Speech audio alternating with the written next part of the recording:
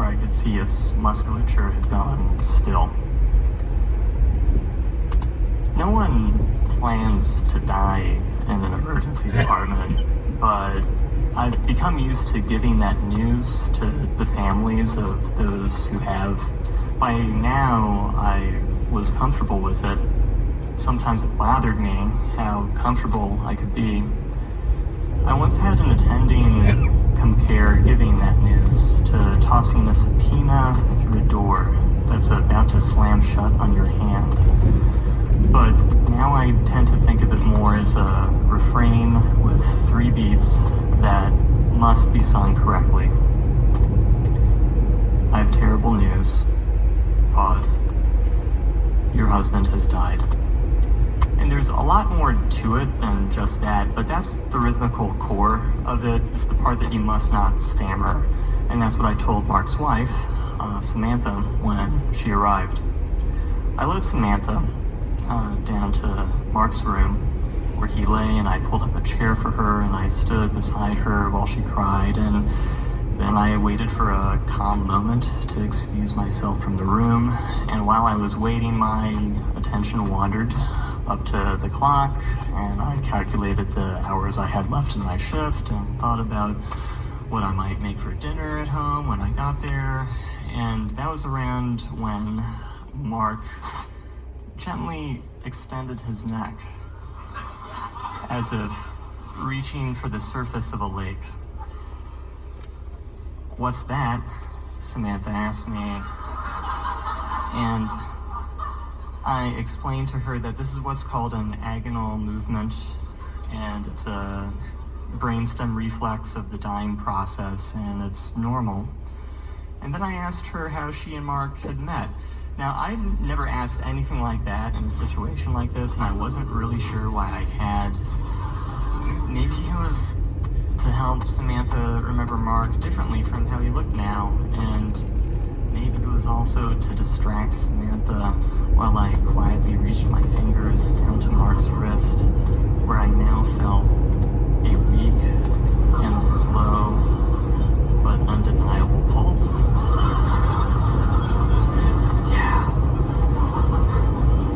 So I stood there with Mark's pulse flickering in my hand while Samantha told me that she had met Mark 15 years ago while at a park, and by that point in their lives they were each in their 50s and had become used to the idea of being single, but 3 months later they were at their own wedding. By now, Mark had been physically unwell for a long time, and Samantha said that she had begun to imagine the ways in which Mark might die. Maybe she would find him in bed one morning, maybe they would be out on a walk together, and he would have to take a break and catch his breath and just be unable to get back up. She hoped that by imagining his death, it would somehow make his actual one more bearable, as if she could pay off some of that grief in advance rather than having to bear all of it in one lump sum. But now that it was here, it felt unreal, as if this were just another version of his death that she had thought up. And she looked up at me and asked, "Is that normal?" Normally by now, I would have left the room. Now, I knew that there was nothing that I or anyone could do to save Mark's life, and I already felt his pulse becoming weaker in my hand, but I had never told the wife that her husband was not really dead. I had just never learned how to do something like that. And by now, I think Samantha must have noticed a dent in my composure, and she asked me, "Is something wrong?" And without knowing if what I was saying was the right thing, I told her that I feel a weak pulse, and it's getting weaker now, and I expect it to disappear soon. And she asked me, "What do you think we should do?" And I said, "I think we should let Mark die." And she seemed relieved by that, and I felt more grateful for that reaction than I'd like to admit. Afterwards, when I was able to excuse myself, I walked down the hallway into the bathroom and closed the door and locked it and stood there for a long time, or at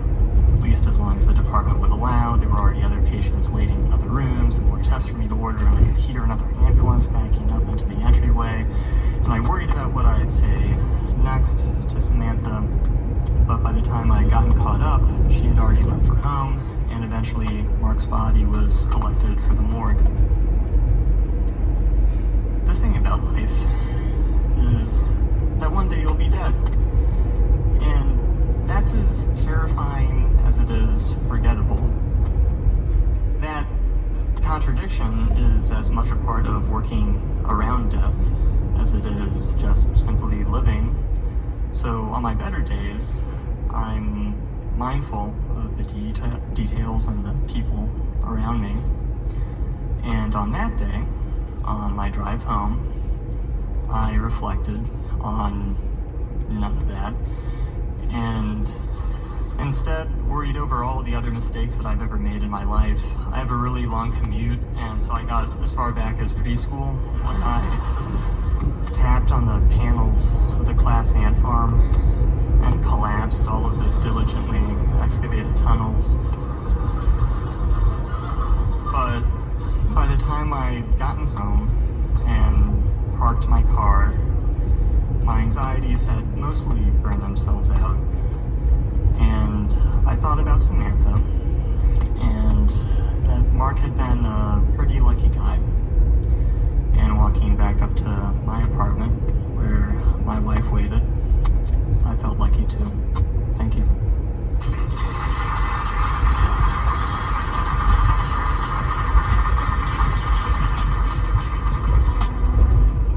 That story is performed live in San Francisco at the medical storytelling show, The Nocturnist.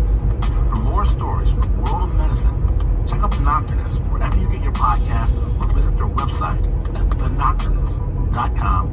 Find them on social media. We love this podcast.